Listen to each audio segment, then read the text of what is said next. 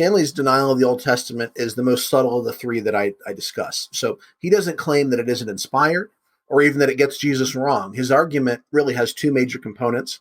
One is we don't need the Old Testament to preach the gospel. And two is the Old Testament is actually a liability in defending the gospel. So this is a quote from Stanley. The Christian faith doesn't need to be propped up by the Jewish scriptures. In a post-Christian context, our faith actually does better without Old Covenant support. This was not the case in the first century, and therein lies part of the confusion.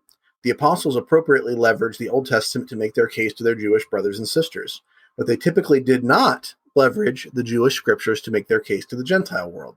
When preaching to Gentiles, they leveraged a more recent development, the resurrection. We should follow their example.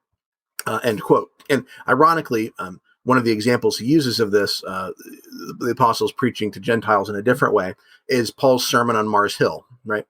And so this is Paul speaking to these Athenian pagans, and it's ironic that he appeals to it because, well, first of all, it's a short sermon. Luke is abridging what Paul's saying. We don't know if Paul actually quotes the Old Testament or not, but in Luke's abridgment of it, there's not Old Testament quotation. So I'll give him that.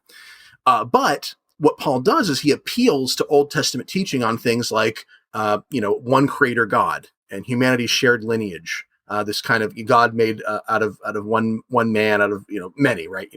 Many nations. And so Paul is appealing to all these Old Testament ideas, and his pagan audience is tracking with him. Okay, sure, yeah, sounds good.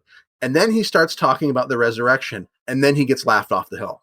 So it's kind of funny that Stanley cites this because ultimately what Paul thought was really sort of essential to the faith, to the gospel, this resurrection idea, that was what they weren't willing to consider because that was the most foreign to them.